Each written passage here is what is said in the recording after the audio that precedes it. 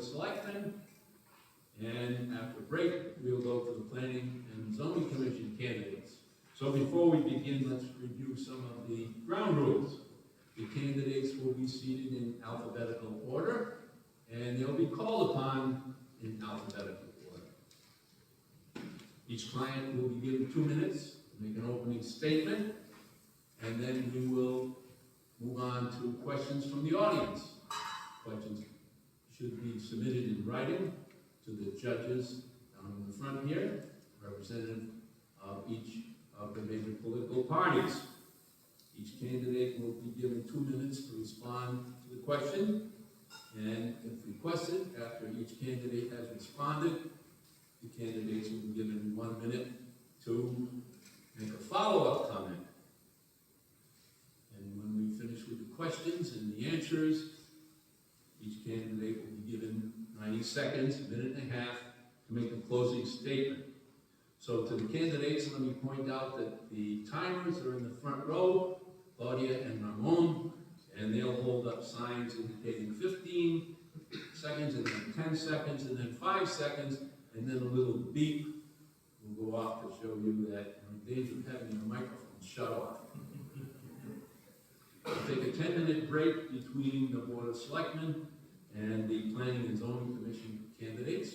So let's move on to the first order of business, which is to introduce the candidates for Board of Selectmen.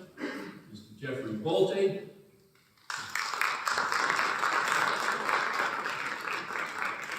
Mr. Larry Consiglio. Mr. Nick Condu. And Mr. Andrew Kirby.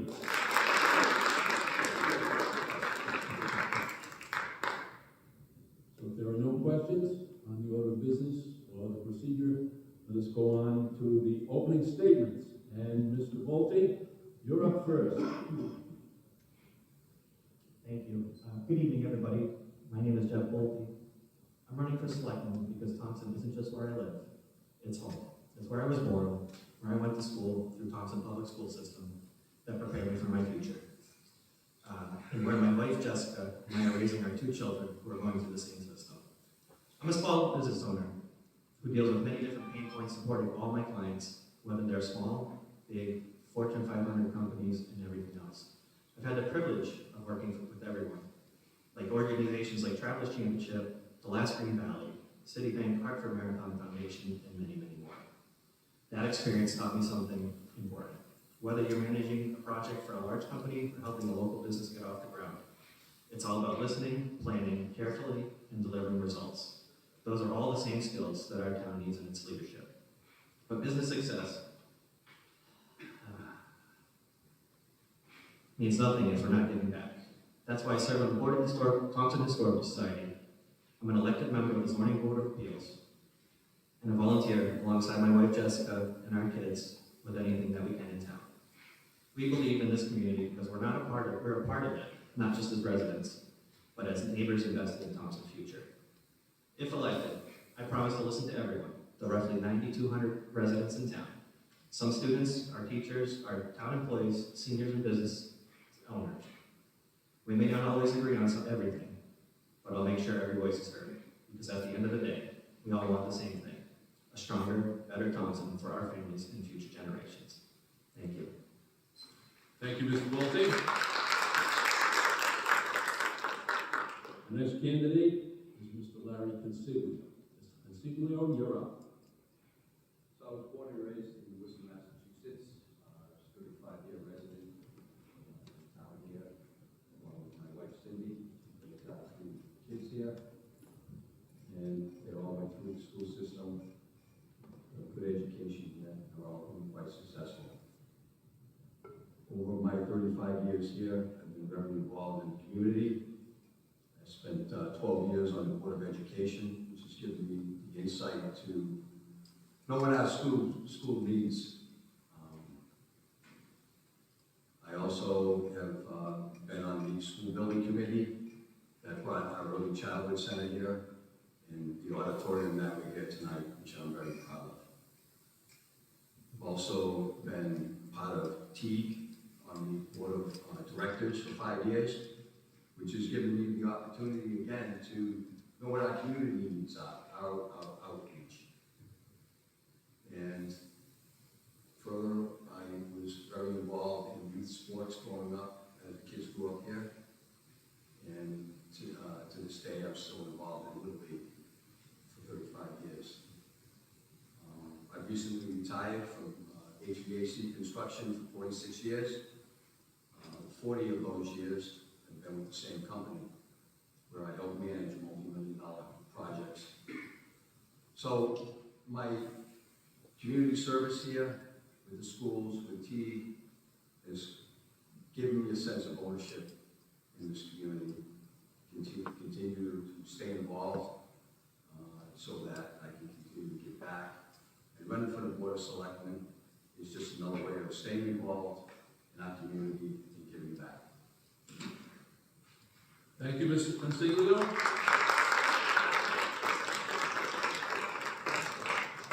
The next candidate is Nick Donahue. Mr. Donahue, you have the floor. Thank you, sir. And thank you for everyone who is tonight. Thank you. I just want to introduce myself. I'm Nick Donahue. I'm a 15-year resident here in Thompson. I live here in Thompson. Mr. Donahue, we have an echo going. Can your neighbors turn off their mics? Sorry to interrupt, but we don't want to miss a single word you say. All right, let's try that again. All right, let's try that again.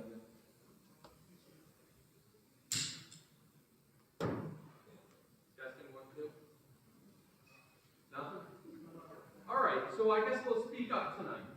All right, so my name is Nick Donahue. I'm a 15-year resident here in Thompson, where I live with my wife and 3 children. I just wanted to say thank you for this opportunity. I'm running for first selectman here in Thompson to make positive change. A little bit about myself and my professional career, what led me up to today. I have a 20-year career, which I recently retired on in public safety up in Massachusetts. In that time, I've held roles as earlier in my career as a police officer, a firefighter paramedic, a dispatcher, and an executive officer in the last 10 years for the Charlton Fire Department, in which is where I left and retired. In that time working for the Charlton Fire Department, I had the opportunity to write many public safety grants on the state and federal level, implementing our community risk reduction and growing that division within Charlton Fire. Served on the Massachusetts Fire and Life Safety Task Force, which is responsible for implementing public education both state and federally, and through metrics reducing dramatically fire deaths in the United States. That was a small group of approximately 10 people. Also was responsible for all the community outreach and social media within our fire department and leading a crew of 6.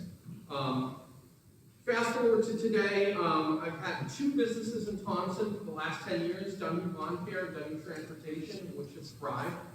More personally, I serve as the president of our Thompson Business Association, which we've doubled in size over the last 10 years. I'm very, very much appreciative for that. I serve as the president of the Village Improvement Society on Thompson Hill. I'm active with the Thompson Lions, the Thompson Weekend Warriors, active member of Valley Springs here in Thompson, and a vice chair at the 65 Main Street Project. I just want to say what an honor it is, and I thank you to represent my multi-family generational residents in Thompson, my family, and you as residents. Thank you. Thank you, Mr. Donahue. The next candidate is Mr. Andrew Irving. Mr. Irving? Thank you. My name is Andrew Irving, a husband, father, and a business owner. Let's talk about my family briefly. My family consists of myself, my wife, my 3 lovely children. My daughter graduated magna cum laude from Moore in Philadelphia. My next in line junior, 1-time Netra champion. Tyrell, my youngest, a 2-time Netra champion. They race their bikes on the weekends, hence the great hairs we have here today. Next, my wife, my rock, my equal, my other. She has led me here to this day today. She has helped me become a better me. She is also an owner of her own salon in Rhode Island. Businesses. I have multiple businesses under my belt, whether I own or manage or partners. My businesses have helped communities throughout New England. not here yet in Thompson, but hopefully we can change that in the very near future. Some of the businesses I've been in have gone from 0 to millions. Between real estate and commodity-based businesses, I've been involved at every single level. From a C-level executive to an owner. Now I'm transitioning from owner-operator to just owner, hence why I'm here running for office. So when it comes to questioning whether or not I have the time or dedication, just because I have a business background, you can bet your bottom dollar I have the availability to be here in office 5 days a week. Not only that, but be available 24/7 when the town needs a leader, especially in those moments where things can be a little indecisive. You need somebody there behind the wheel to make sure that the decisions made really affect us in a positive way. My interest in our community, I've been a 9-year volunteer for Adult and Teen Challenge. So when I show up to work, it's not about pay, it's about making sure that our community is taken care of. And hopefully on November 4th, I have your support when you get into that booth. Thank you.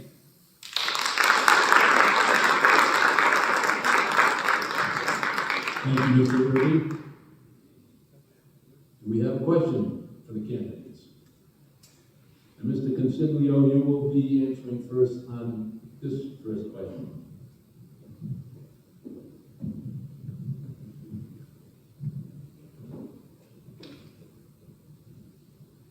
Question number 1. Considering office hours, meetings, committees, local events, public interaction, emergencies, and defined responsibilities, running a town is a full-time job and more. As both candidates run your own business, how will you be able to manage the responsibilities of holding the office of First Selectman? The nature of this question indicates that only 2 of you candidates will be called upon to answer. So let's say, Mr. Donahue, you will be next in line to be called upon. So as a candidate for First Selectman, would you like me to read the question again? No, sir, I think I can answer that. Okay, go ahead. All right, to recap, how am I going to really manage time management, as in essence? I really thrive on having a vast array of responsibilities and whatnot. You know, in my role professionally over the last 20 years, that's really how I excel. Right now, I manage 2 businesses, a family, and that's nothing new to me. I really, really am excited for this challenge moving forward. And I think, given my resume and skill set and true passion for the love of the community of Thompson, I think this is going to be a fantastic opportunity to grow Thompson and push Thompson to the next level. Many of my days right now are for humanitarian efforts, like I listed some of the boards that I belong to at Thompson, and business and personal, and right now I'm really dedicated 7 days a week, and I really am excited to put that dedication of 7 days a week to Thompson. And very much thank you for your opportunity. Thank you, Mr. Donahue. Mr. Irby? Yes, sir. So when it comes to time, as I just mentioned, I'm already transitioning from owner-operator to owner. So when it comes to making this a priority, it is priority 1. Next month, of course. When it comes to operating our office and making those decisions, you can count on me being the first one there and the last one to leave. I do the same thing in my offices currently, whether they're here locally in my home office or elsewhere. I really do take this responsibility seriously because it's running a town. It's looking after not only myself and my immediate neighborhood, but it's 9,200 other individuals, citizens, residents. Regardless if we don't see eye to eye on all things, I think we can all come to the table and say, do we want something better for our town? And I hope unanimously we all say yes. That's what I'm here for. So when you have a challenging moment in life, come and see me. I'll help you. Doesn't matter if you need help hanging a TV or you need help running a town. I am there to help you. Not just myself, I'm not self-serving, but really to help our community, to see things go from start to finish. I don't want to leave anything unturned. So when it comes to also going to Hartford, I will do that for us. So there's nothing outside of the responsibility window that I'll never say is not my responsibility. You're looking for a leader, I'm sitting right here for you. And I'm ready to take charge. Thank you. Thank you, Mr. Irby. gentlemen another minute if you want to express some follow-up thoughts on the question, or we'll move on to the next one. Mr. Donahue, is there anything you want to add to your answer? I believe Thompson has a lot of potential, and I do think it's going to take extreme hard work to get it to the next level, and I'm definitely committed on that extreme hard work, whether that means staying late nights, early mornings, weekends, 24 hours a day, 7 days a week. That's what I'm used to.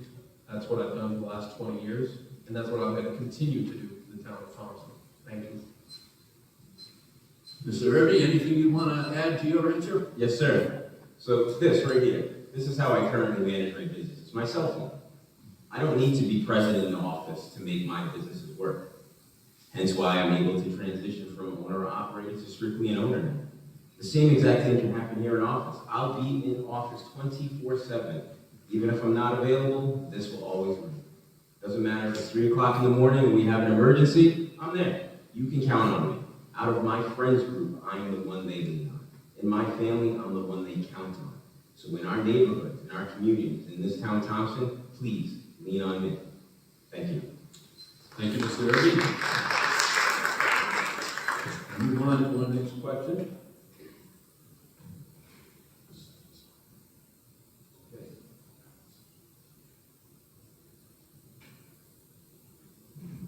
We have a question that we'll address to the candidates for second selectman. This is the question. Does Thompson need a town administrator, and why? Does Thompson need a town administrator, and why? Mr. Consiglio, I'll let you go first on this one. So, in my 35 years in town, I've seen a lot of changes. The way the town is being run today is getting more complicated. And I think we're going to be forced at some point to get a town administrator. I think we need to gear towards that. The way the laws are being written, the complexity of town government today. We have a lot going on right now. We have no project going on. We have buildings for the selling project going on. We need someone that can facilitate that during the day, and I feel that at some point we're going to be forced into doing that. Thank you, sir. Mr. Bolte? Do we need a town administrator? I don't think your microphone is on, Jeff. Hold on. Okay. All right, the question is, do we need a town administrator? That's the question, sir. That's a tough question. You know, I think, as Larry said, down the line, there's a chance we would need one. But, you know, we have good selectmen in town. You know, they handle the job. They learn on the way. You know, I think the tough part of it is it's a 2-year position where you need somebody that's available and can continue the process throughout, you know, if there's a change in leadership down the line. So in the end, I would say we do. We're going to have to plan for it. You know, it's going to be a tough ad because financially, you know, we have issues on that end.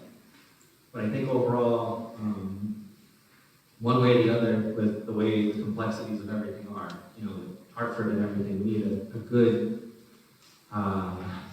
helper to work with us in Hartford or anything else like that, so we can make sure that we're getting the grants we want, as well as anything that can help our town move forward. Thank you, Mr. Bolte. We have our next question. And Jeff, you'll be first to answer this one. The question is, given the current state and trends in public safety, what would you do to improve the operations and financials of our fire and EMS services? What would you do to improve the operations and financials of our fire and EMS services? Another interesting question. It's tough. You figure we have 5 fire departments in town. We're paying for EMS services combined with Putnam. You know, each department in town is a separate entity outside of the town that handles their own finances. I think in the end, one way or the other, we need to find a way to fund them better. And one way to potentially do that would be to do maybe a tax district or some sort of way where we combine the fire departments to, make sure that they're funded correctly, they have the equipment they need, and that, one way or the other, we maintain what we have already. Because if we lose a fire department or anything like that, that limits what we have for services, how quick the response time is, and we could potentially lose homes in our town, where residents reside, and, it could be a rough time frame for us. Thank you, Mr. Bolte. Mr. Consiglio, will you give us your thoughts on the subject? So public safety, to me, is the utmost number one issue that I think we need to address. Recently, we've had issues with EMS service, where we have to make sure that they are funded properly, because we are right now with Putnam in that service.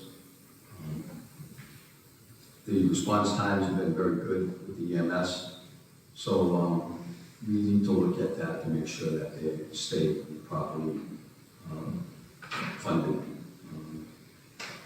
Because if you remember, they came to Putnam to Thompson with a $60,000 deficit that we had to absorb. Fire department, I want to give a kudos to all our volunteer fire department. Without them, we are really in a bind. And I'm very concerned having a volunteer fire department because volunteerism is not like what it used to be. So we are right now in the process of looking at a fire district that will hopefully maximize the efficiency of our fire departments, which is a great opportunity to do collaborative work between the fire departments and not to have a redundancy in services. So as far as funding it, that's a tough question. We have to make sure that fire department is properly trained, they have the proper equipment, and the only way to do that is hopefully support our fire district that we're proposing, and I believe that's next week. Thank you, Mr. Consiglio. Mr. Donahue, your thoughts on the subject, please? No topic rings closer to my heart. I've been in contact with all 5 fire departments over the last weeks, months, years. A lot of these professionals that I've had the opportunity to work with over the last 20 years. We have some fantastic people here, and we really need to capitalize on the fantastic people we do have. Elephant in the room, ambulance, yeah, it needs a little work. Whether that means the public's will to put it out to bid or grow the program we already have. A lot has changed in the last 30 years with training requirements, OSHA requirements, NFPA requirements. With my training and experience, I'm definitely a subject matter expert on this, and I'd love to grow this here in Thompson, and I've had the opportunity to do that up at Mass. I do think it would be good from a standpoint of unified command and what the U.S. Fire Service uses as the incident command system, to probably have a unified leader administratively to put down the same training, the same response standards, the same run cards, utilize where we have equipment, how we have equipment, who's trained on that equipment. Right now we have 5 separate fire departments. Some work together fantastically, some could use a little improvement, but I still very much appreciate everything they do. But I think when we move forward, how are we gonna take public safety to the next level here in Thompson? That's the question. Through that is proper staging, proper equipment, not overbuying of equipment, proper training, and just proper funding. Making sure that we not only train our people, but make it safe for what they do. Firefighting is one of the most dangerous professions here in the United States. 1 in 3 firefighters get cancer, so we need to manage all of those things through uplifting them, properly funding them, and making sure that they have all the resources we can. This is our biggest insurance policy we have, and I'm totally for public safety in Thompson. Thank you, Mr. Donahue. Mr. Irby, your thoughts on the subject, please? Thank you. So the question was regarding funding. And I love funding, I love capital. As a business owner, it's sometimes difficult to find that. But with this particular one, this is a service that we all need. It's one of those things that you don't need it until you need it. So how would we fund this better? Well, for one, we're gonna have to renegotiate some of our budget line items. And how we do that? By going to Hartford, getting more additional funds for our town to operate, especially here in the quiet corner. So then we can allocate additional funds within the budget to fund EMS better. That is a direct answer to the question that I haven't heard here on the panel yet. Okay, that's one. Secondly, when we go to Hartford, we don't need just funds for EMS. We need funds for everything else here in our town so we can skip over 1, 2, 3, and 4 referendums. That is one of our other challenges that we have here. Finances here in Thompson are struggling for all of us here. Elevated taxes, elevated property taxes, and so on. So how can we work together and alleviate that pressure that we all feel coming to budget season? That's going to Hartford and leveraging our relationships with congressmen, with state reps, and others, legislators, to get us these specialized grants to help us in areas where we desperately need help, whether it's infrastructure and or EMS. The fire district idea is great, but we need everybody on board to make that fire district happen. So if we operate as a team, maybe we can get through the fire district challenges that we have yet to face. I know that's coming up for discussion.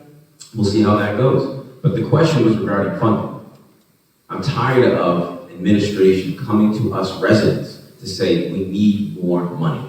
It's time we look elsewhere. And as I've said on winning, and I'll say it here today, we need to go to Hartford to get more funds allocated for us here in the quiet corner. Thank you. Thank you, Mr. Irby.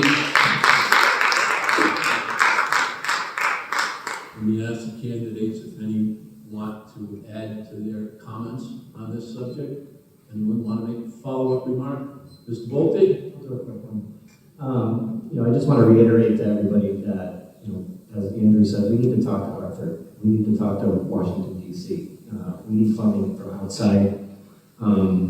If we end up underfunding what we have right now and start losing our volunteers, we're going to have to go to a paid service.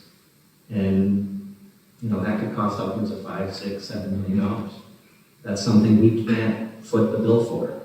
So if we can continue to get help in Hartford or anywhere else, grants or otherwise, we can maintain, we can hopefully bring in more volunteers, we need what we need. So let's keep it going. Thank you, Mr. Bolte. Do any of the other candidates wish to add to their comments? Mr. Donahue? Given my time working as a firefighter paramedic, I've actually had the opportunity to write many grants and lobby state and federal government. In my time, I've been in SAFER grants in Charlton, helped write SAFER grant, which is a federal grant receiving $2 million in staffing for the town of Charlton. Every year, yearly public safety and life safety grants, thousands of dollars a year. I do believe that is something that we do need to do here in Thompson. There are opportunities that I'm very aware of here in the state of Connecticut and federally that we could get that money. So I think, as a panel, we all unite on that. And it is a very smart idea moving forward, and I do have the experience in doing that. Thank you, Mr. Donahue. Mr. Consiglio? So moving forward with our fire district, I have some understanding that we are eligible for grant money by combining our fire departments and making them one. They'll still have their own firehouse. They won't. I don't think anybody is advocating for closing any fire departments. But we need to make them more efficient, work together, and if we can move our fire district forward, I think that's going to open up some grant money that we'll be eligible for down the road. Thank you, Mr. Consiglio. Mr. Irby, your thoughts, please. And as we just experienced too, there was a $120,000 uh-oh that was had with our current administration. So both Thompson and Putnam were forced to stroke a check for $60,000 to cover that deficit. Why? I don't know. Lack of oversight? Could be a whole bunch of things. But one thing's for sure. If I'm in office, that'll be a question that is asked every quarter. Let's see the numbers. Let's review the numbers together. And if it's not me, then somebody else here on the panel can absolutely do the same. I think it's best practice for all of us to be transparent when it comes to budgets and the numbers that help some of these agencies like EMS function. We need to ask those hard questions, whether it's in a public forum or in a private meeting setting in the office. We need to ask those partners of ours, hey, show us the numbers, pretty please. So we can review them together and make sure that their business is operating as smoothly as ours. Thank you. Thank you, Mr. Irby.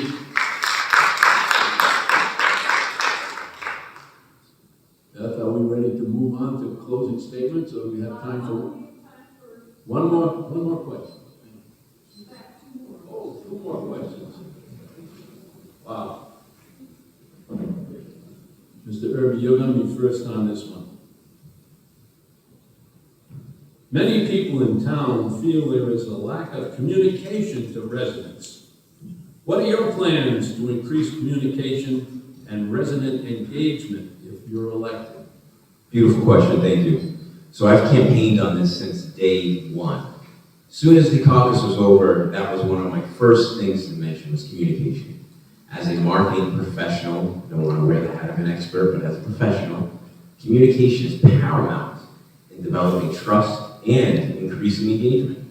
You can't get there without communications.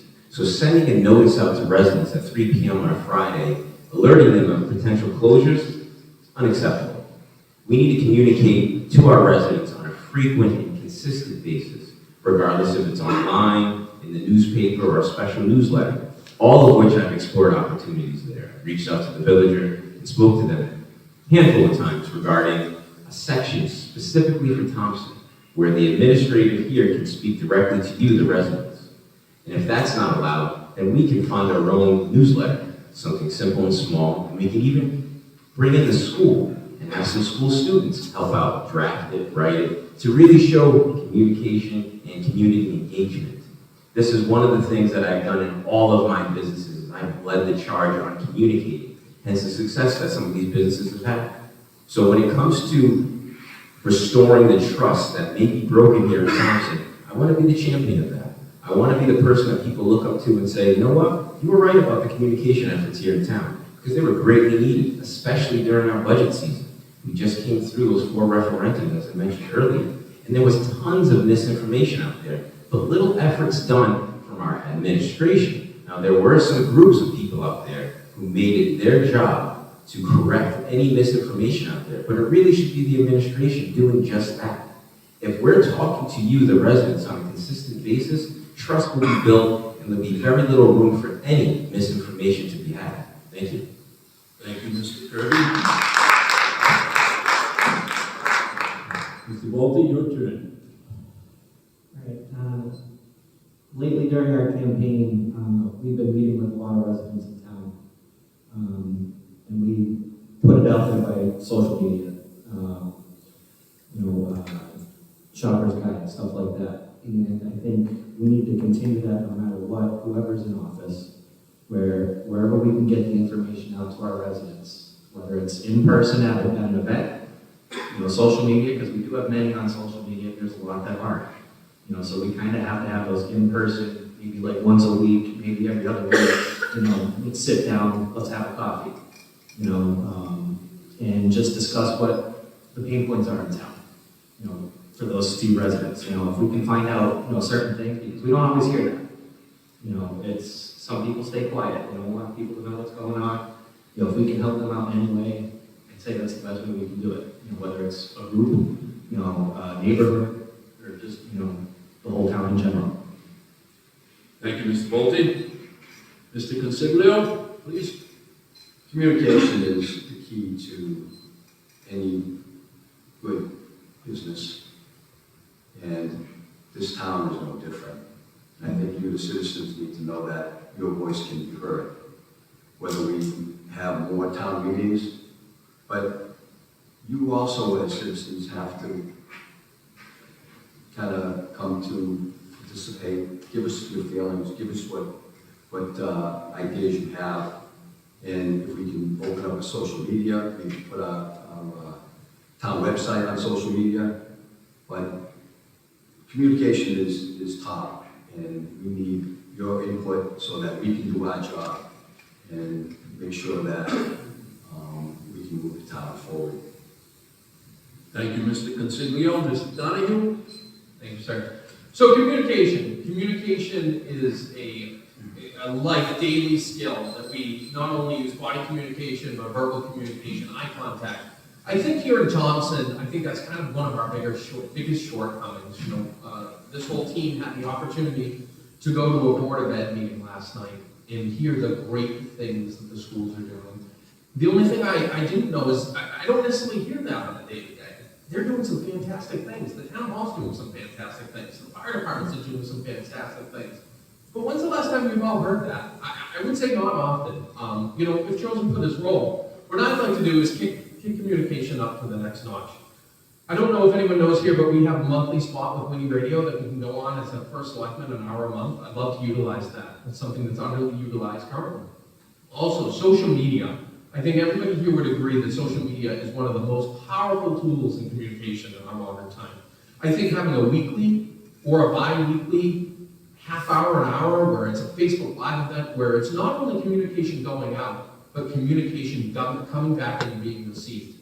It's okay if the town puts stuff out, but if no one's listening, if no one's doing what the masses are saying, if no one is actively communicating back and forth, we have nothing. We need double-sided communication. So I think, to recap on that, I think we need weekly updates, weekly interactive updates, where the first selectman's office and the first and second selectman, all three members, sit and just give up weekly updates of the town. What's the status of this project? Was there a fallen tree in this area? How many calls to service for emergency services are we doing? There's so many good things that we have in Thompson, the schools, the highway department, everything, the members of this community that make it great. We just need the biggest cheerleader in the town.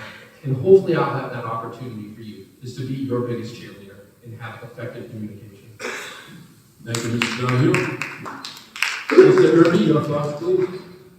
Yes, so at our meet and greets, we've had the pleasure of meeting some of you residents there. And one of the things that was brought forth was adult education. And why I'm bringing it up and how it relates to communication is that many of our townspeople here are older. They don't have computers, nor know how to use computers. And frankly, some of them may not even care to have a computer. Their phone might actually close like this, clamshell. So, I would love to leverage social media. If many of you see me speak on there, you know I talk very openly and honestly and welcome a communication and conversation with anybody. But to those who don't care for Facebook, Instagram, or any one of our favorite social media apps, we need to reach all of our residents. We can't do that with just a singular point, like a social media app, Facebook, etc. We need to get back to our roots. Some of us actually like to hold up the newspaper and read it. It's nostalgia for us. So why not leverage all opportunities that we have at our disposal, whether it's print, digital, email, maybe we get a pigeon or two. All jokes aside, we do need to improve communication here in town to restore that trust and faith within those who are in charge. Thank you, Mr. Irby. Mr. Consiglio, you're going to lead off on the next one, and it's a tough one.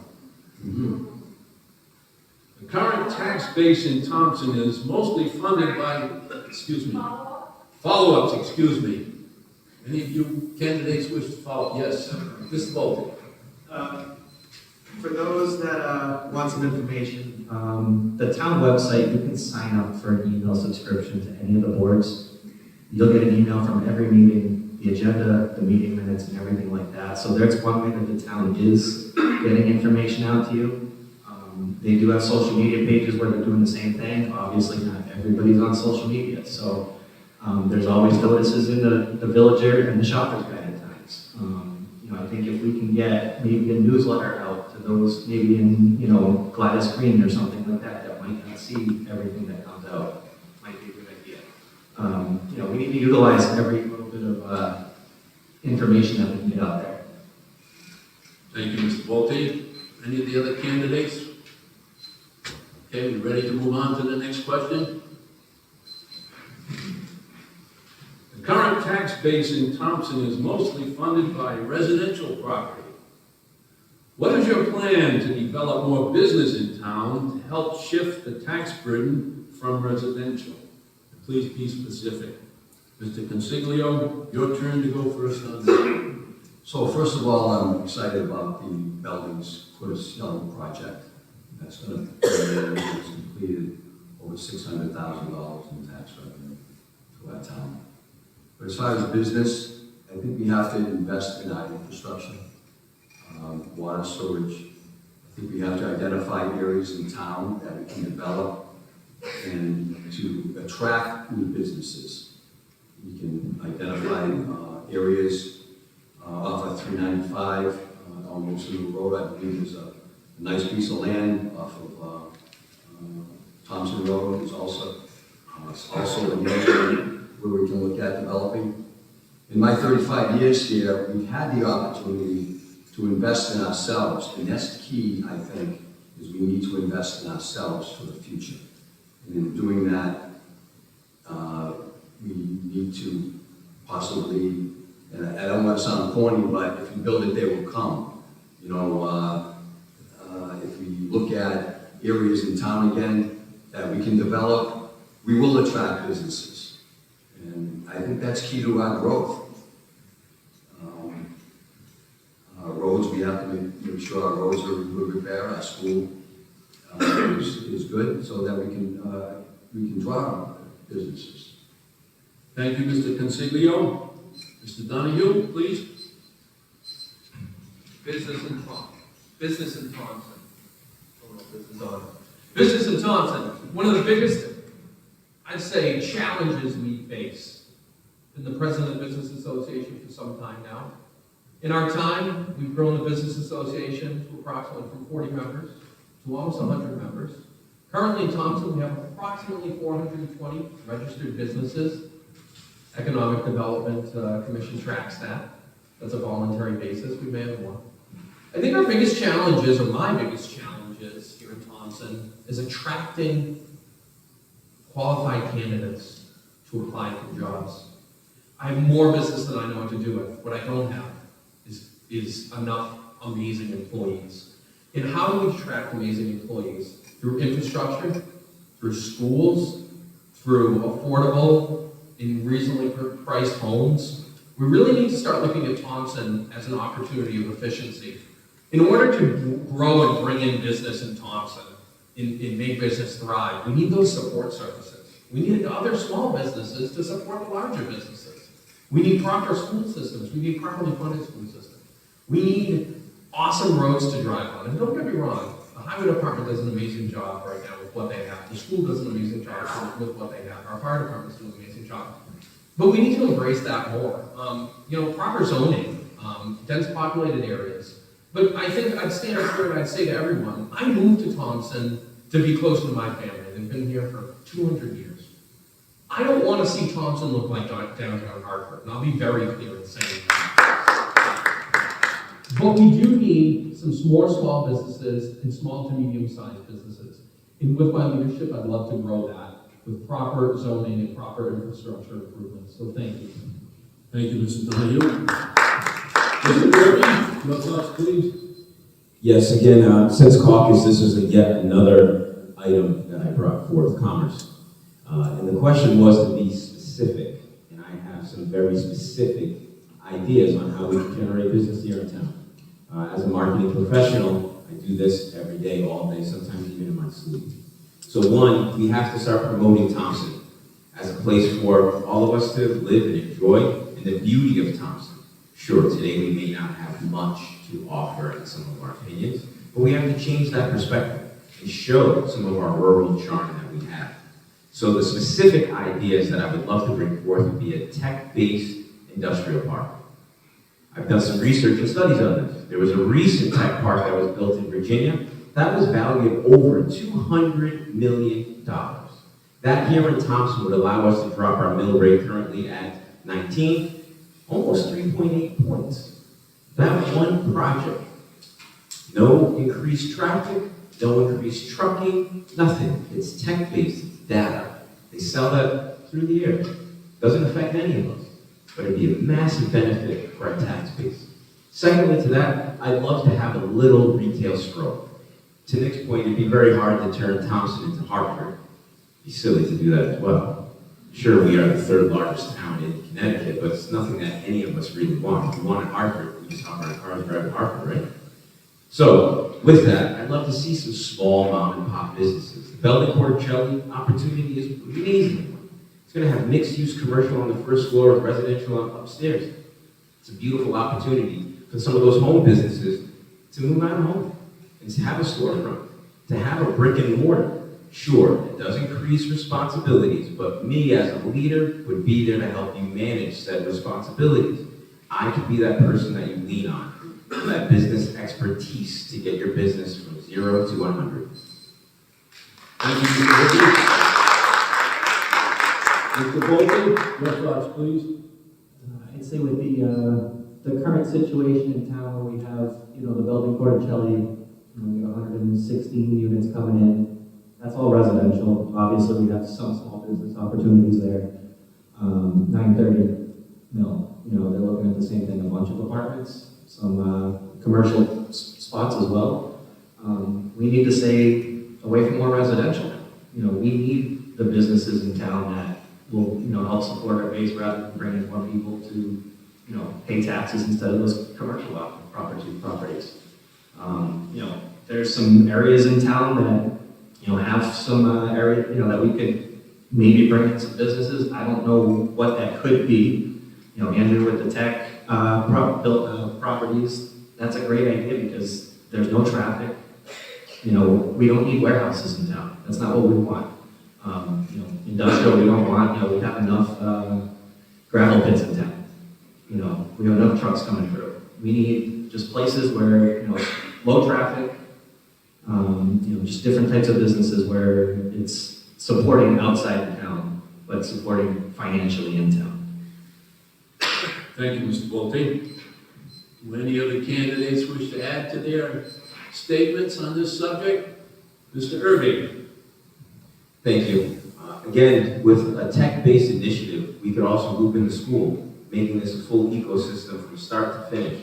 We can have students who want to intern at a tech-based industrial park, receive credits for it, work with Melinda Smith and other professionals here in town to really boost our local-based economy. If we want more people to stay here in Thompson, we need reasons for them to stay here. We need business opportunities. We need things for maybe some tourists to stop by on the weekends, relatives that are out of town, that the 45-minute drive from Rhode Island here might be more joyous if we had something to do. It doesn't have to be a Wickford. It doesn't have to be something of that caliber, but we need something to compete with the puck so that every dollar that stays here, we can retain 67% of those dollars. We need that here to help out our local economy in a big way.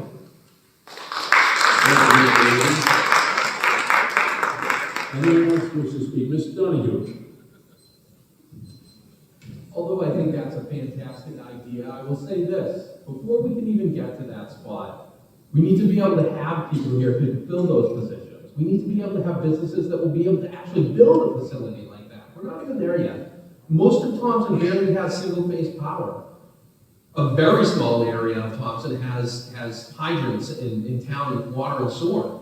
We have no gas in town. I think before we put the cart before the horse, we really need to have a serious conversation about infrastructure. And with infrastructure comes building, and building those support services to have that fantastic idea of the future to have a larger scale, tech-based industrial park or biotech or some type of science and technology. But before we get there, because I'm not going to fill you with hopes and dreams, I'm going to fill you with realities. We need to really look at our critical infrastructure here in Thompson. We can't have a facility like that if we have a volunteer fire department, right? We need to look and really make sure that we have a robust system before we go to that next step. Thank you, Mr. Donahue. Any of the other candidates wish to add? Mr. Bolton? Yeah, I like where Nick's going with it. I think the issue with that is the town itself has to foot the bill. We need to bring in other business. How are we going to foot the bill for new town infrastructure when we have enough trouble passing a budget? Our issue here is we need to bring some extra cash flow into town before we can really look into that. Obviously, we can't go big projects because we need that infrastructure, but we need to find a way to get that extra cash flow in so we can do those projects. Thank you, Mr. Bolton. Anyone else wish to add to their thoughts on the subject? All right, Beth, are we ready to go to closing statements? Yes. All right, closing statements will be made by each of the candidates, 90 seconds. And Mr. Donahue, it's your turn to go first. I just want to say thank you for the opportunity. Regardless of what happens on November 4th, you're still going to have my committed everyday input here in Thompson, whether that means growing and leading the Business Association forward or many boards that I serve on, and you're still going to have my commitment. I would love to be your first selectman, and I love this town. I love that my children are growing up in this town. I love that I'm continuing a multi-generation legacy here in town with my family, and I'm so honored to be able to grow business here in Thompson. I just want to say thank you for the opportunity. I will promise you I will lead with integrity, compassion, and honesty, and that is something that is a pillar to my success over the last 25 years. And thank you. Thank you for being awesome residents, and I look forward to working with you and, without a doubt, listening to what you have to say, bringing positive change to Thompson and growing Thompson to the next level. Hope that can be your person on November 4th. Thank you. Thank you, Mr. Donahue. Mr. Ridley, your closing statement, please. I've never needed a title to do good for my community. I've never needed to be the president of any board to do work for my neighbor.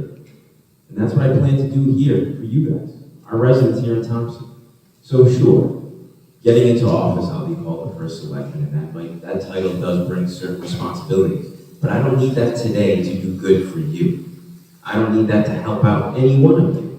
And if I am elected, I plan to help you unanimously across the board, regardless if we have unaligning opinions on political views. Another thing I have to bring forth too, that's been circulating online.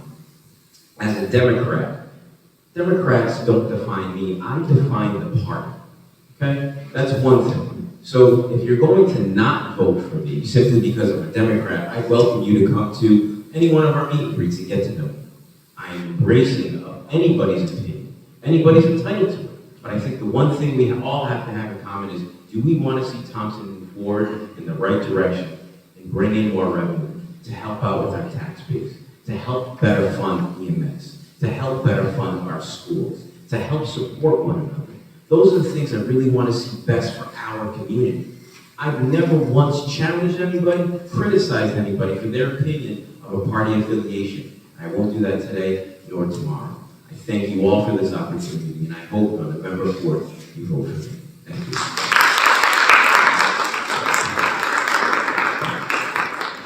Mr. Volpe, your closing comments, please. Thank you all for coming here tonight and taking the time to learn about our candidates, running for Board of Selectmen and engaging Thompson's future.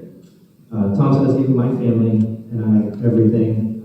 We grew up here. We've come back. We've done what we can to help the town out wherever we can. It's where we built our lives and our dreams for our children's future. We're trying to build a future for our children, the next group of children, and everybody else. As one of your selectmen, along with Andrew, our approach will focus, as we stated, on the 3 priorities: communication, community, and commerce. We are ready to bring fresh energy, common sense decision making, and collaborative spirit with the town to make sure that we move forward. If you want to have a more personal conversation, we have a meet and greet on Saturday at Main Street Gelato, 8 to 10.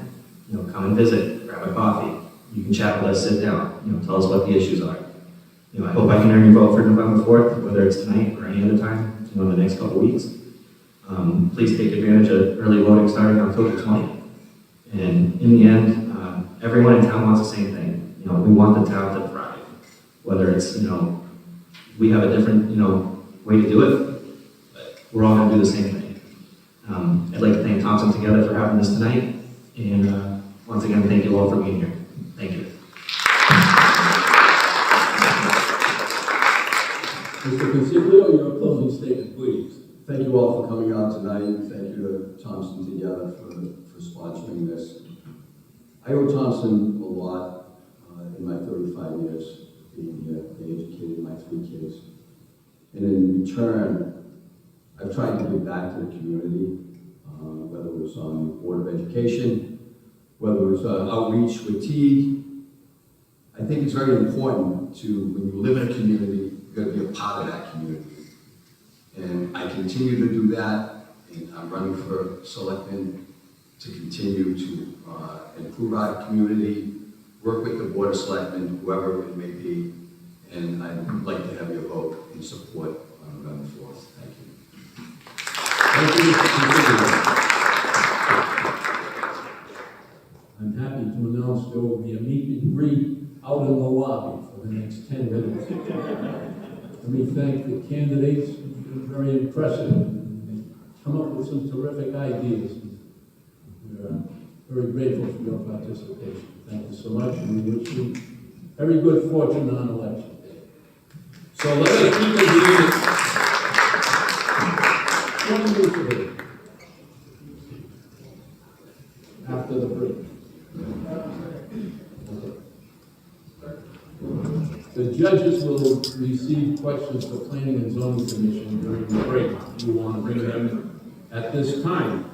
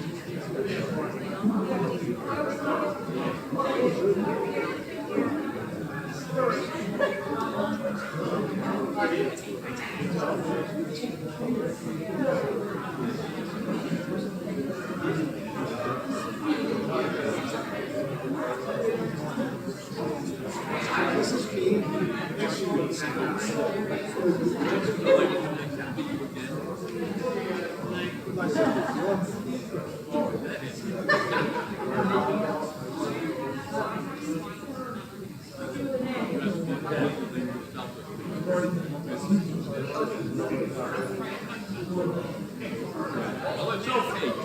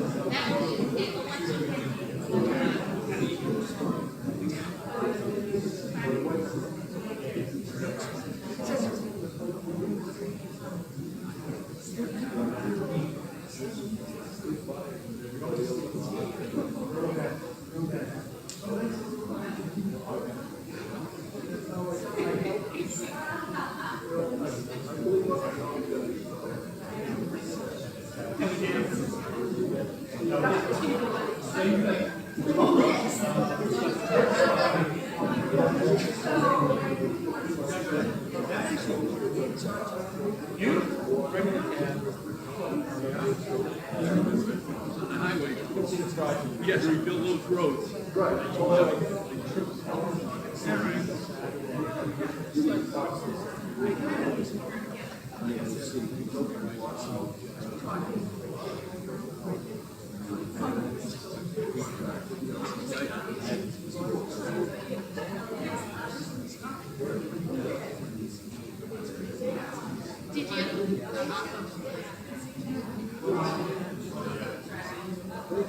Doing that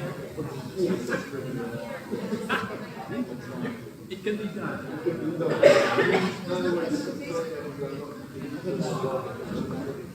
I just thought.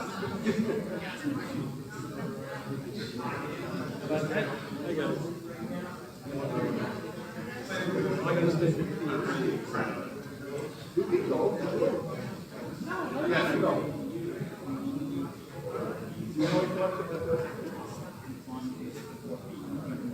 Not sure? Oh, I know, yeah, we took the night that night. How you doing, sir?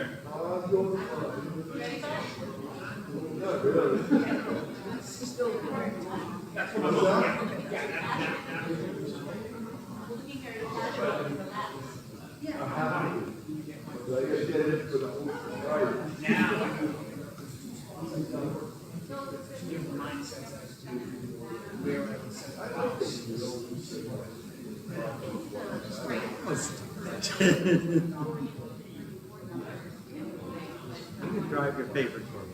What's that? You can drive your favorite for me. With the engine in the front. All I did, I saw one. First time.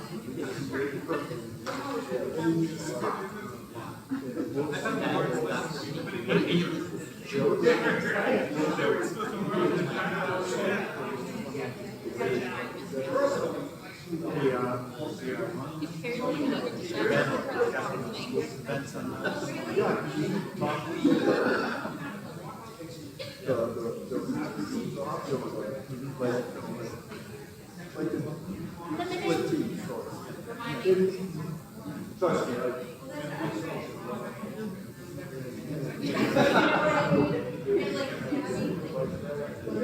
Yeah. Yeah.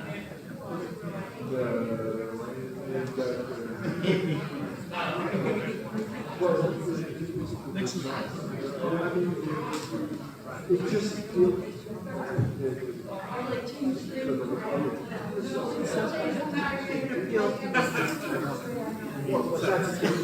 I wouldn't have brought it.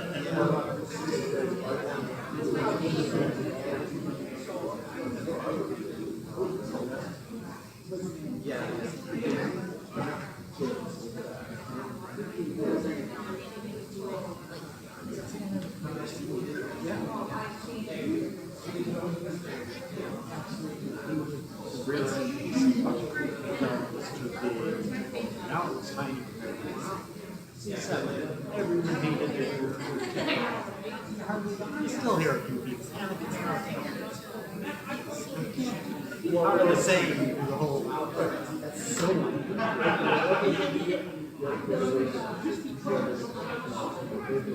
of course. those are the two good games. It's a Carlos. Yeah. It might be one of them. Because everything there, I'm not going to tempt, I love to look at it, but I'm not tempted to all of them.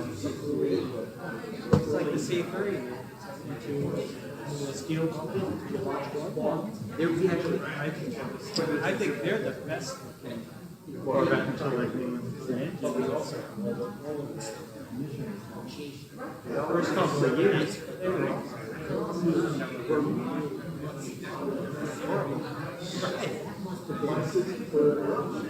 And that fills up.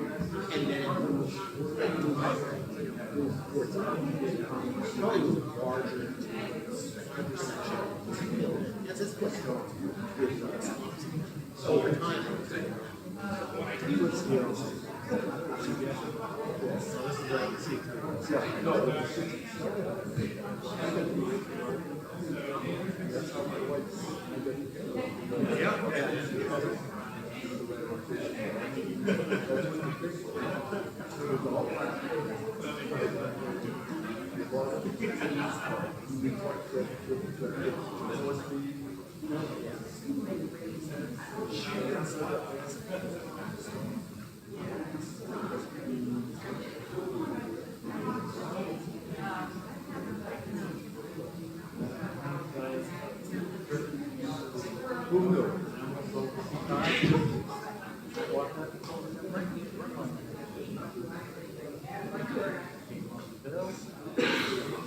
But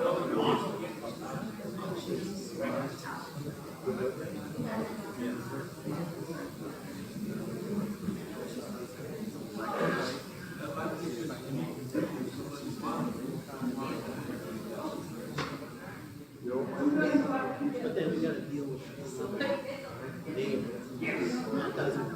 That's not gonna work.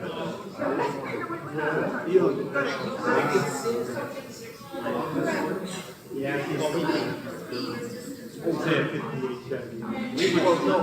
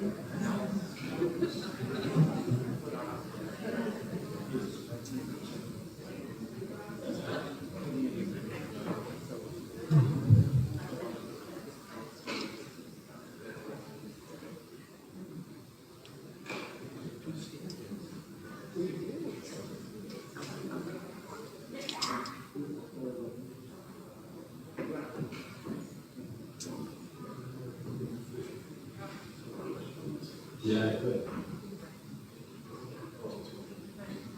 Great, thank you.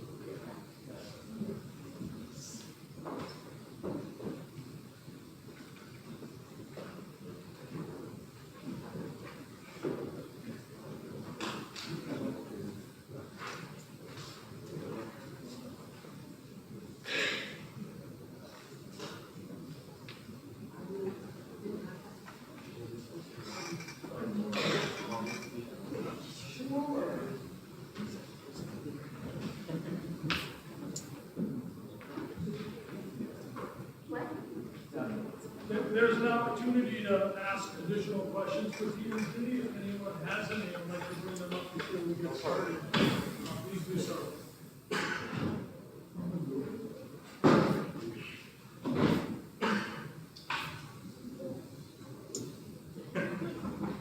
Give your signal when you're ready. Yep. Okay, I told them to finish what they were eating and then come on in. Wow.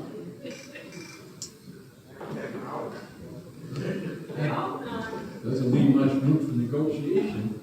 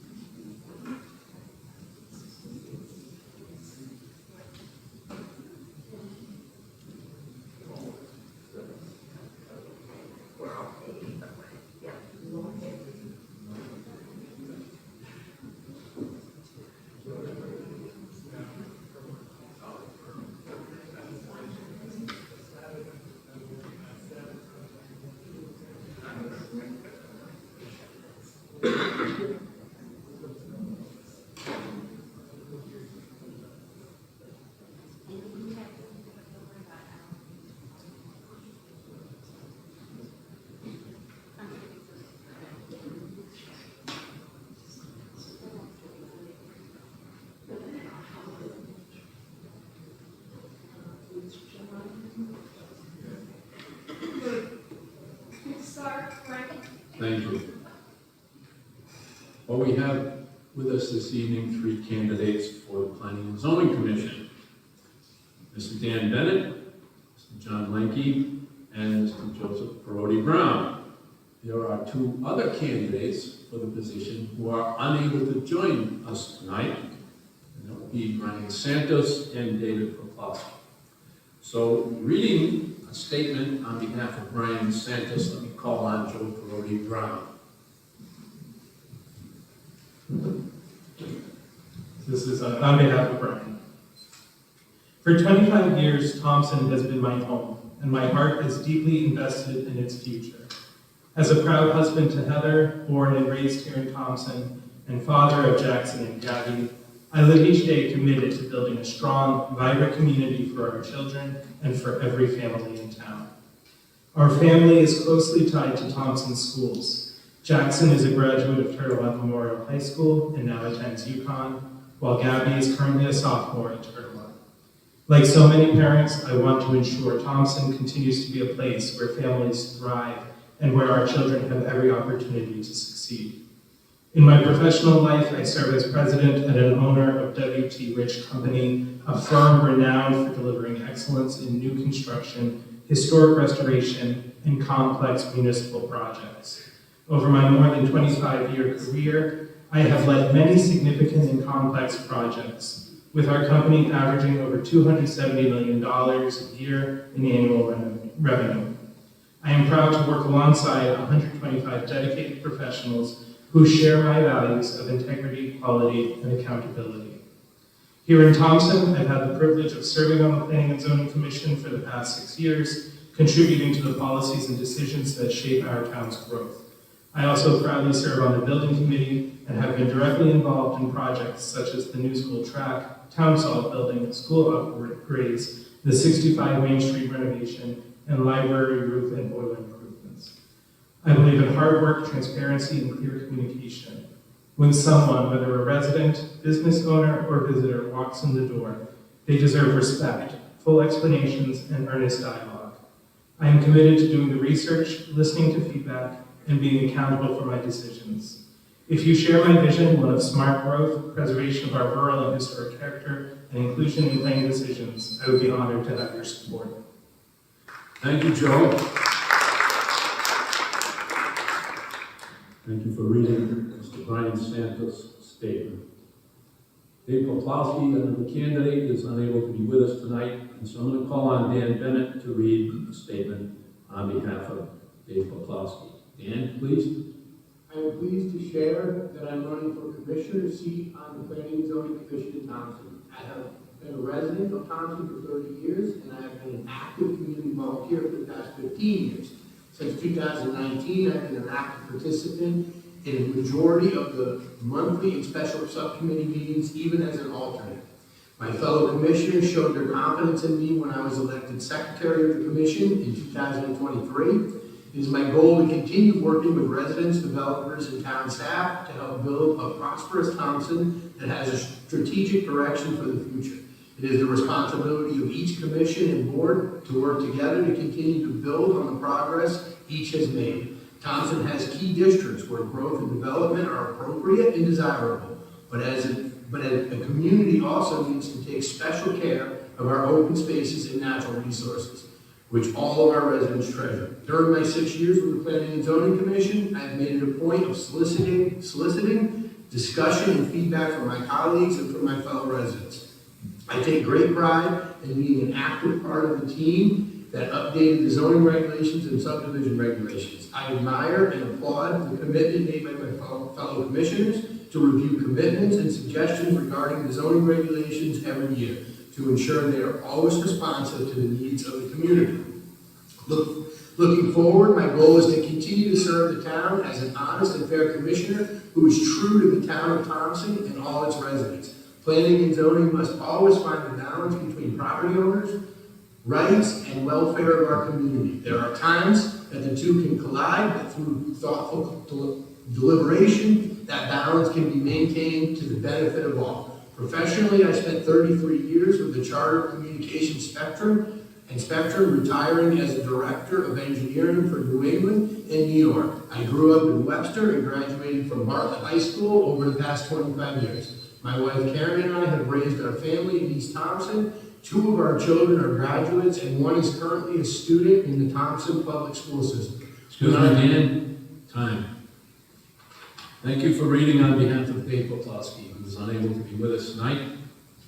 I might note that Mr. Jeffrey Bolte is also a candidate for a position on the Planning and Zoning Commission. He has chosen not to speak this evening. So let us move on to opening statements, 2 minutes each, and Dan, lead us off. Good morning, everyone. First, I want to thank Thompson Democratic and Republican Town Committees for organizing this event, as well as the moderators, volunteers, and all of you who took the time to come out tonight to learn more about your local candidates. I'd also like to recognize the current members and staff of the Planning and Zoning Commission, people like our chairman, Joseph Perotti, our commissioners, our zoning enforcement officer, and our director of planning and development, Tira Gessick, for the work they do keeping Thompson moving forward. My name is Daniel Bennett, and I'm running for a seat on the Planning and Zoning Commission. I'll be honest, I'm new to this commission. I don't pretend to know everything about zoning law or municipal planning, but what I do bring is 3 years as president of the Thompson Business Association, nearly 3 years on the Economic Development Commission, and over 25 years of hands-on experience in the construction and remodeling industry.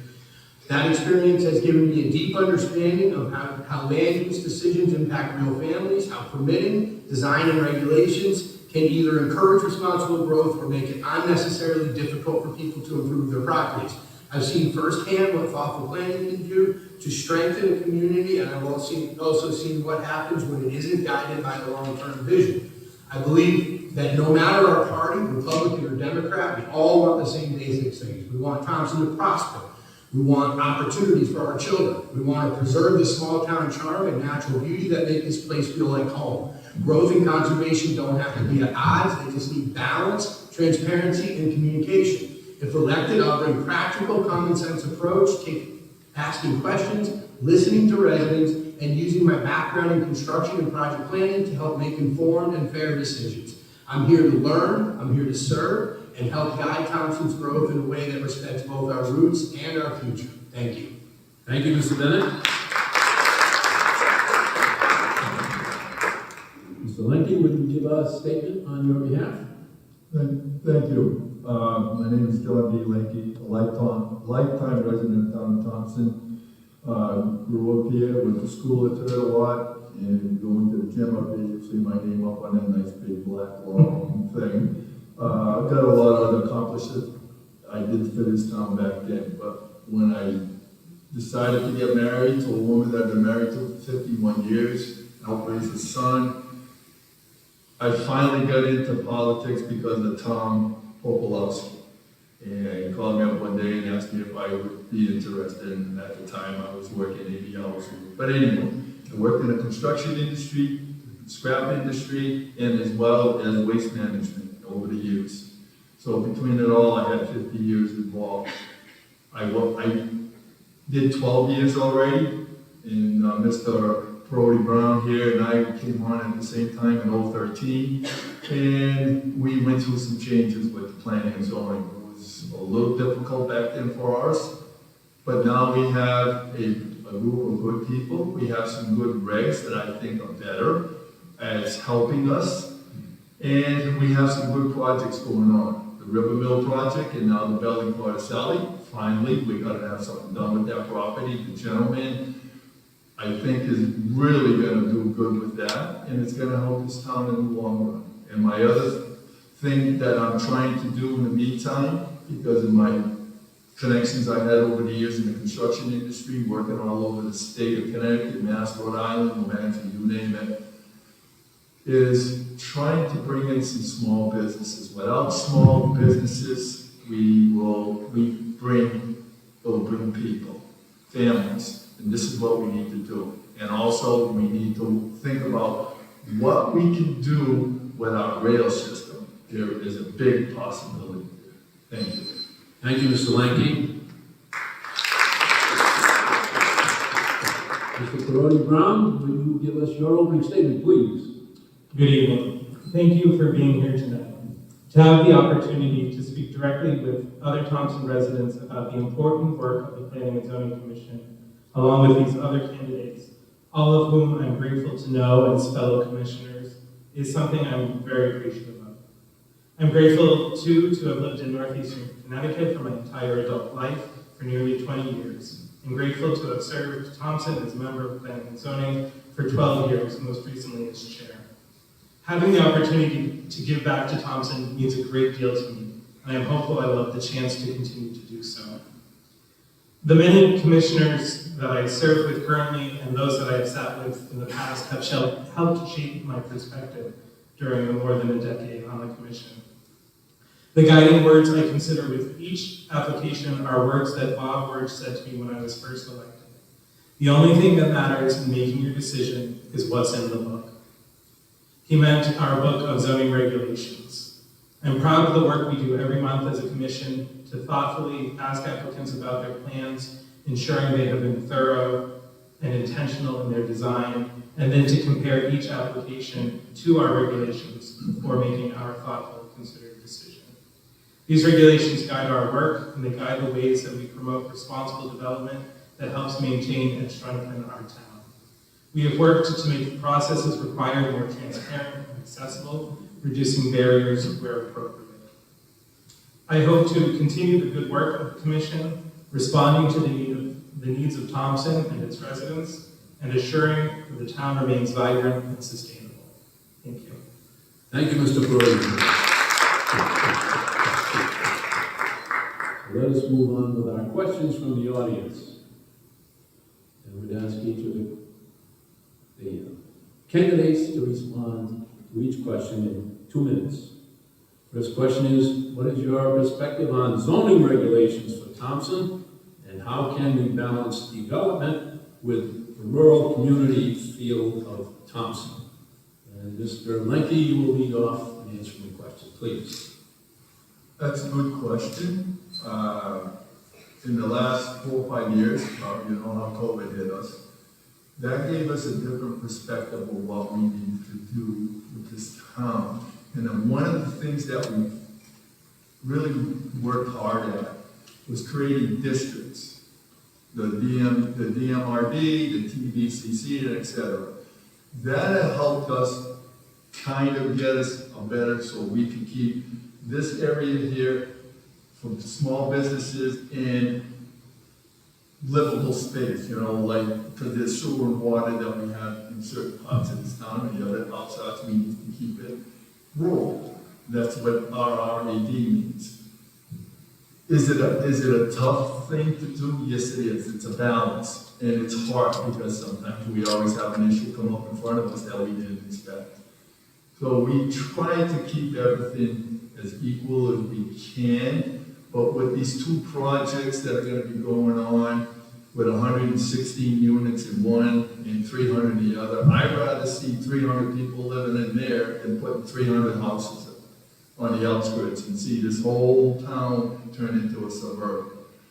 We're going to have 116, but they're going to be high-end apartments or condos. And that's going to be minimized. And with mixed use, putting this, and then we have a few, with the roads we got, anybody that lives there or there, they're going to have good access to 395 to go north to south, to Worcester, to New London, 45 minutes Providence, 45, 50 minutes in Springfield. We're in a good location in the center of this northeast corner of Thompson. And that's how I looked at it by traveling all over Connecticut and that's what I got to see what other towns are like. Thank you. Thank you, Mr. Lenke. Mr. Brody Brown, please. Yeah, thank you. This is a really important question, and it ties to a question we heard asked of the selectmen candidates, right? We need to think about responsible housing, responsible business building, and how do we do that? And as John mentioned, we have specific districts that we have targeted for those efforts. Districts that put us in line for incentives to help those businesses grow. Help us identify the types of businesses we want in Thompson and the type of housing we want in those zones as well. It's important to remember that if we look at our history as a mill town as well, right? When people were living in this downtown area, close to where they worked, close to where they shopped, and that is exactly what we want here in this district, a tight-knit community. But we want to make sure, as John said, that we're doing it responsibly and smartly in a way that protects the rural nature of this town that so many of us care so deeply about. Thank you, Mr. Brody Brown. Mr. Bennett? All right, well, like I said in my opening statement, I'm new here, I got a lot to learn. I think that we're already doing that in a lot of ways. The new regulations that this board has already created and the new districts that they've created, we're already doing it with the mill projects that are coming to town, which I think are fantastic. And I would agree with Mr. Brody and that and John, that the apartments, the condos that are proposed here in town are a great way to do that. And also with the question that the select board talked about here a minute ago with if we do start getting the industry, that we need to keep that out near the highway, stuff like that, not bring it down near the town where it mixes in with the charm of the town that we have. And I think the question itself, it says balance. We need balanced growth, we need fairness, we need accountability, we need transparency and compassion, and we need to listen to the townspeople and get their input. Thank you, Mr. Bennett. Let me ask if any of the candidates wish to add anything to their answers. Mr. Linky? Yes, to bounce back off of Mr. Barodi and what Mr. Bennett said and everything. This town is unique, okay? Like I said, I worked all over Connecticut. This is the one town that I know out of all 169 towns where we have all this access for people to come and go in any direction, and you can't miss a town, Webster, Southbridge, Sturbridge, going to Plainfield. We have some, it's just mind-boggling to me. Why can't we have this with the residents, but also have some small industrial, I call it industrial, some people call it, I call it mixed use, so we can have people will come here if we can show this and put businesses that are going to be here and help us. Thank you, Mr. Linky. Do any of the other candidates want to add to their thoughts on zoning? Okay. Let's move on to the next question. It was stated that our public sewer is highly underutilized. However, can it handle the proposed increases from an age and maintenance perspective? Let's call on Mr. Brody Brown to lead off on that. Thank you for the question. I am certainly not a sewer or effluence expert in any, by any stretch of the imagination, but I will say that the districts that we have created in the most recent amendments to the regulations are specifically targeted to the water and sewer capacity that this town has currently. And so the targeted development in those areas is with that consideration in mind. And as I said, that exhausts my expertise in sewer understanding, so I will pause there. Thank you, Mr. Brody Brown.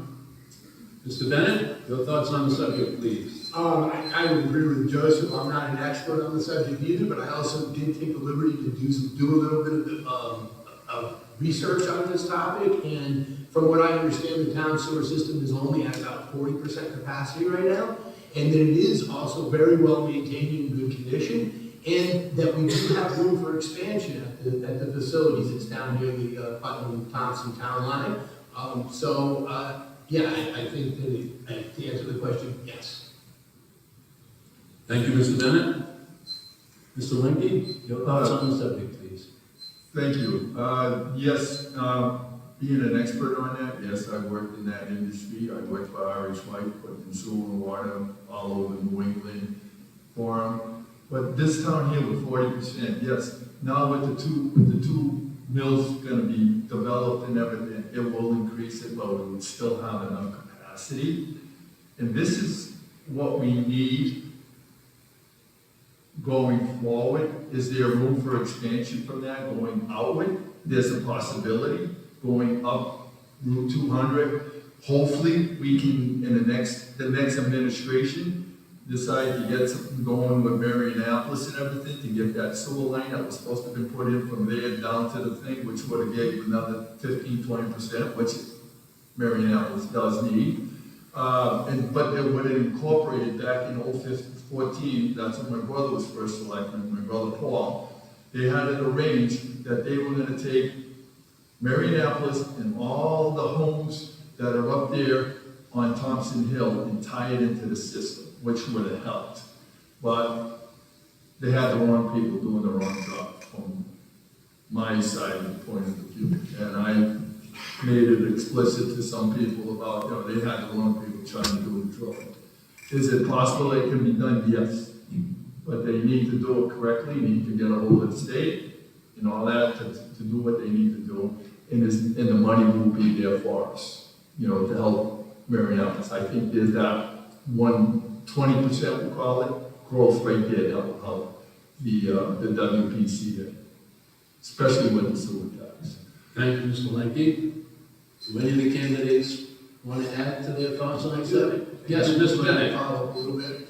I think that, knowing that the sewer system is only at 40% capacity and that it's in good condition and plenty of room for expansion, that we definitely have enough room to bring these two mill projects online. And then once we bring those projects online, that's going to expand tax revenue, of course, and then that will help us expand the sewer system and to fall back on what Mr. Donahue said when he was up here. Once we can expand the sewer system, then we can bring in maybe some of that, the tech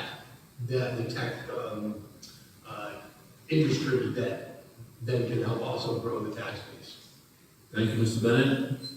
Any of the candidates wish to expound further? Mr. Lenke. Yes, I would just add to that is that what Mr. Bennett said and everything about, you've got to remember, right now, the people that live in this town that are on the sewer and water, the water is owned by Connecticut Water. The town has nothing to do with it. The WPCA is actually independent of the town. They take care of themselves through the sewer tax. So the more we get into it, it'll help these people that have been on this sewer system for the last, 5 decades maybe, easy that I know of. Next year, they might be looking at an increase in the sewer tax. So we need, thank God we got these two projects that will be coming into line. And they're gonna be using the sewer system and everything else. Thank you, Mr. Lenke. Thank you. All right. Moving on to the next question. It's a long one.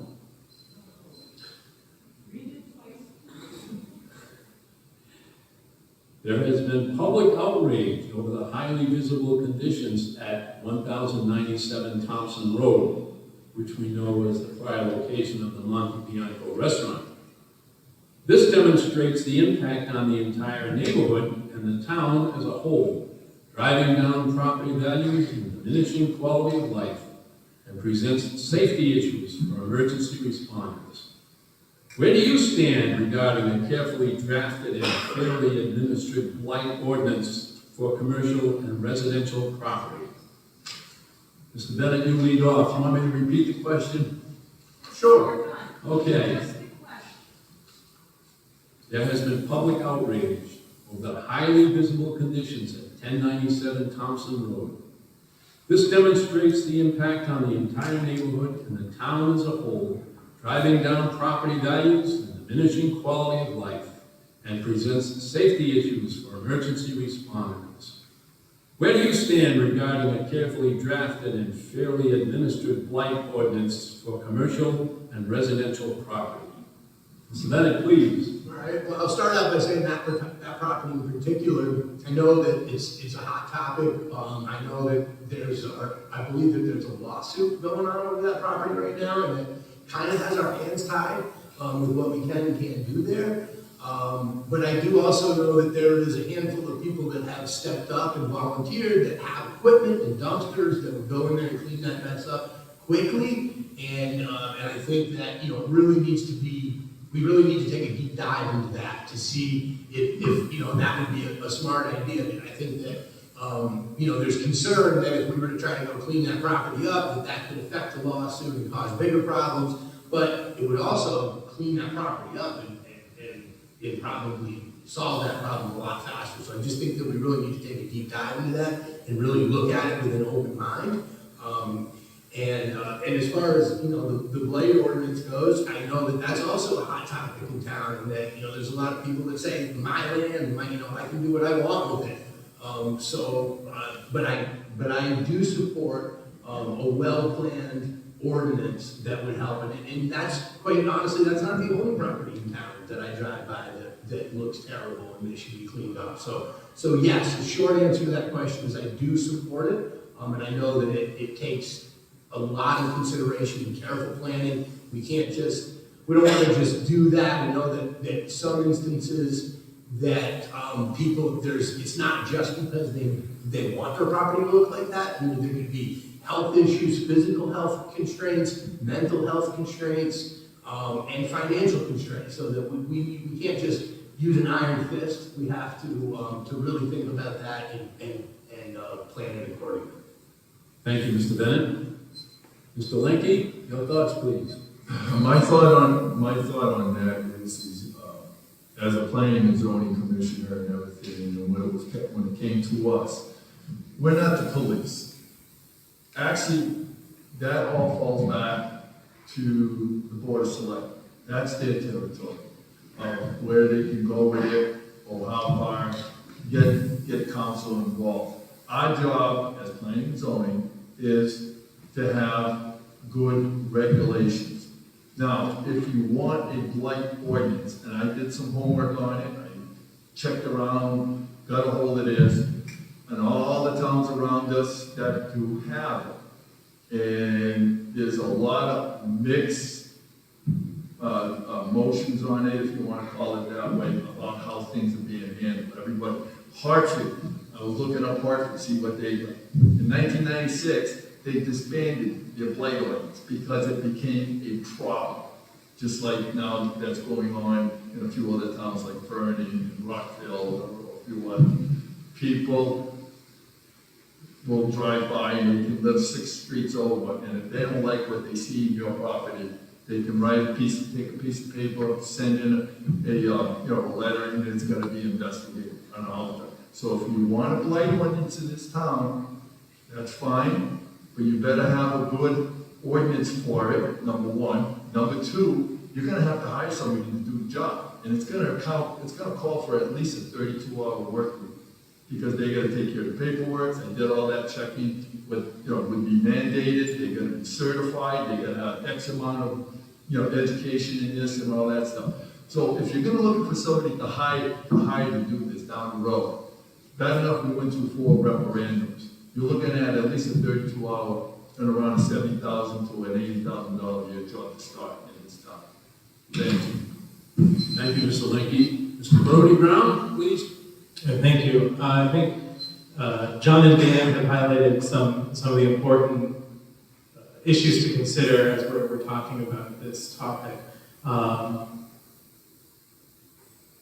The enforcement, as John alluded to, is an important part of this conversation.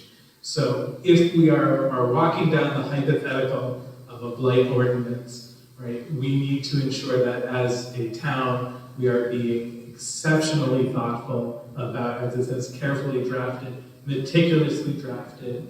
We would have to consider every potential implication of such an ordinance, right? And then look at how is that ordinance to be enforced? What is the mechanism for that enforcement?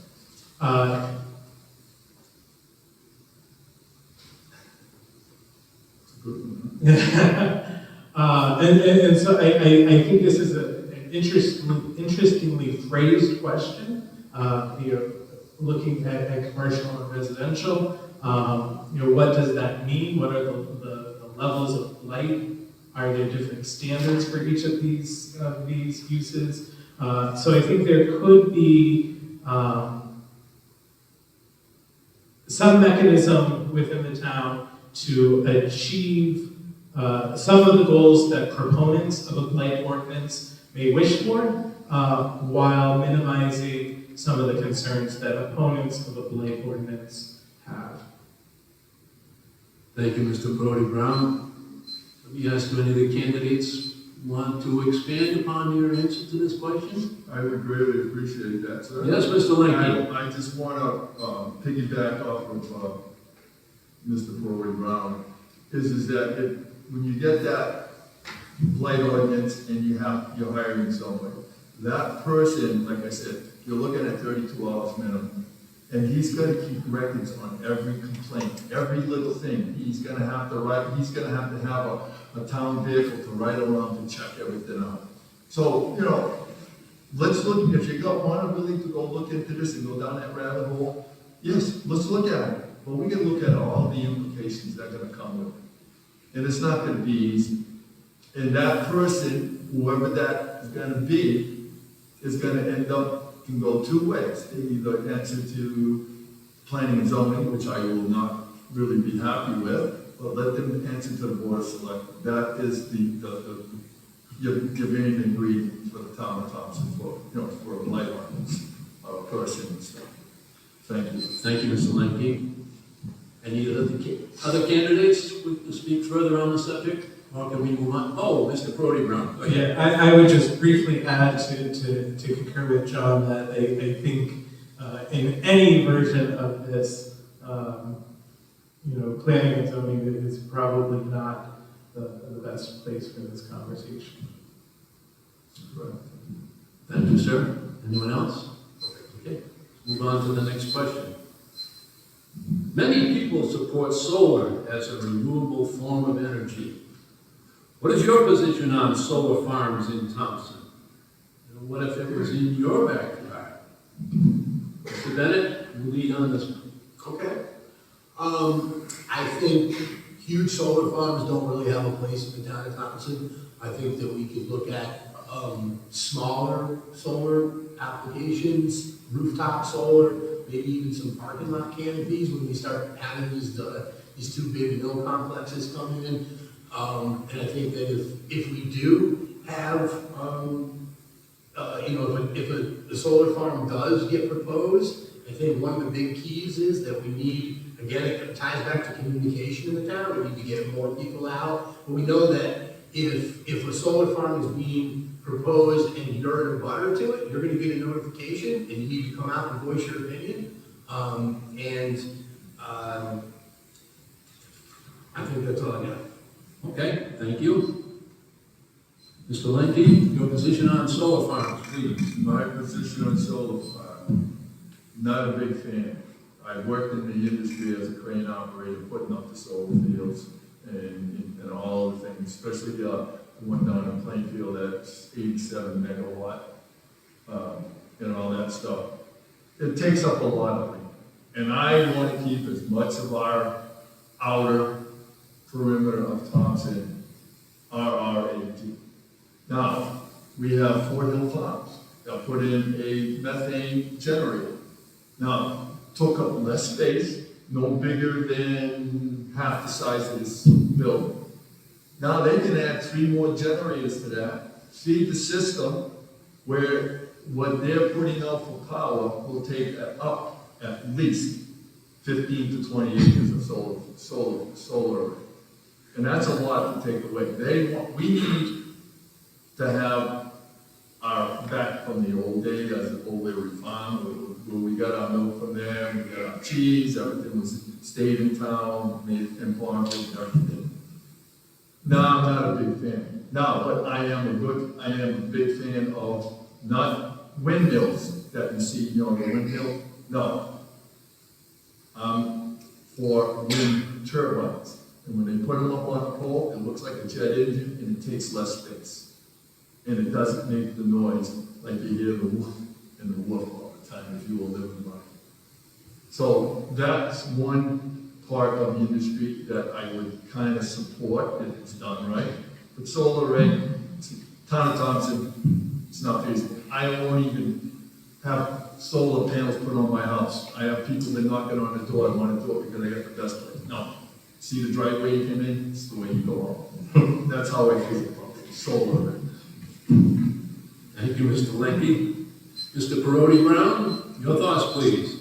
Thank you. Yeah, so my position on solar farms. Well, I think solar energy in and of itself is an important part of any conversation about energy production. What I will say about large solar farms is that I'm really proud of the work we've done in the regulations to do what our regulations can do. As we may know, Municipal Planning and Zoning Commission has some limited power in terms of some of these large solar arrays. And what we can do and what we have done is indicate preferences in our regulations for the State Siting Council to take into account as they are granting or creating solar arrays. And so that is what we have done. We have expressed our preference as a town to limit these in our rural areas. The other thing we have done in our regulations, and not just around solar, but sort of as a guiding principle, is to not limit the choices people have on their properties, right? We want people to be able to make choices about their property to the best of, to their benefit. And so you'll see that reflected in our regulations. Thank you, Mr. Perotti Brown. Are we ready to move on to closing statements? John? I just wanted to Go ahead. back again. I'm not against solar panels on people's houses. Every individual has their right. I'm not a fan of them. But like Joe just said, it's not solar farm, it's solar array, because it encompasses big acreage, a lot of acreage. It can, for 5 megawatt, you're looking at 30 acres of land that has to be taken, to supply that power. There are sources, like I said, the wind turbines and a few other things that we can produce. I'm more for the generator side, especially with methane, because they're being created by food waste, cow manure, and horse manure and everything else. Let's get there, it creates methane. The cheapest gas you can get to make, and it don't really cost that much to do. So why can't we work with something like that and see how it goes? Again, not a big fan of solar arrays. Okay. Let's go to closing statements. Minute and a half apiece. We'll lead off with John Leckie. John, your closing statement, please.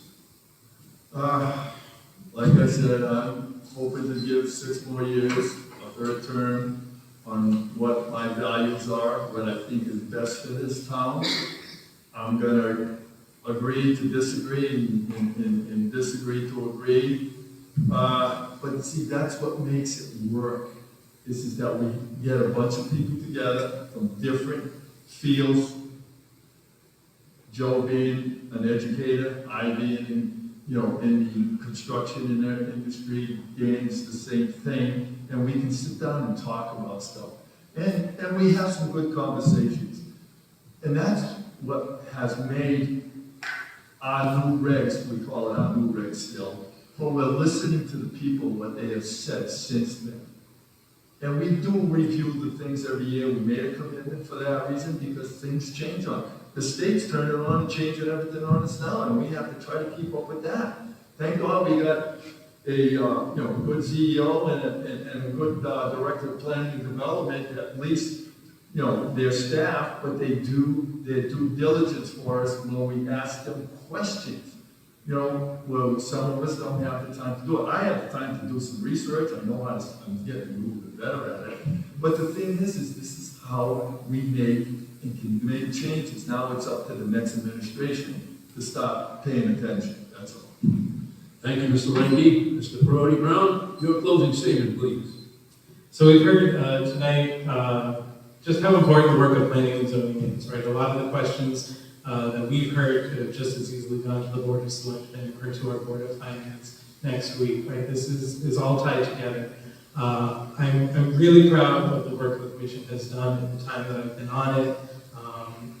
You know, they say you can't have it all, but I'm here to tell you that in this election you can. We've got 5 really strong candidates, and you know we've got candidates who still have time on their term, so you can get all 5 strong candidates here tonight on the Planning and Zoning Commission and continue the good work that we've done.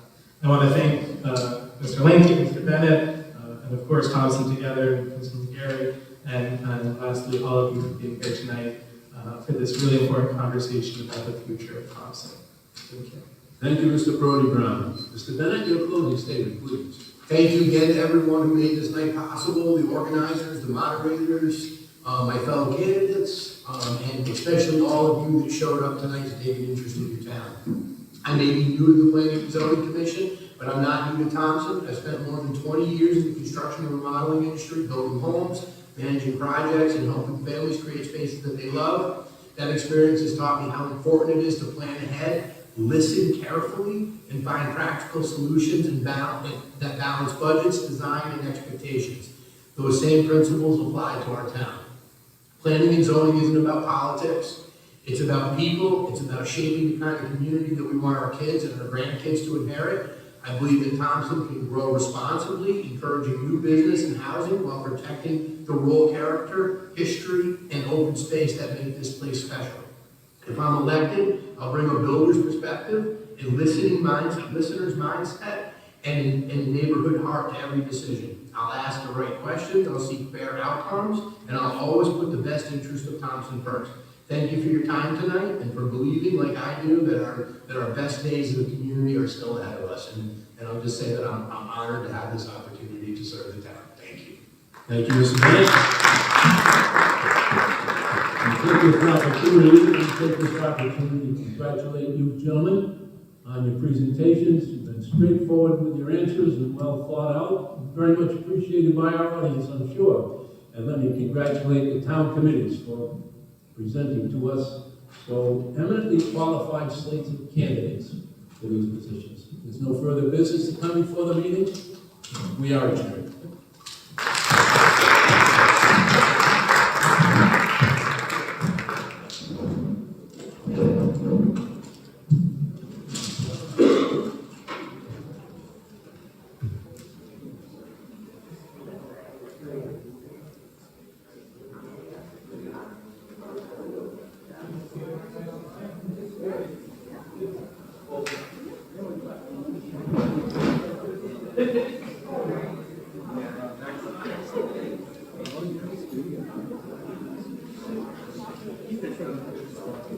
People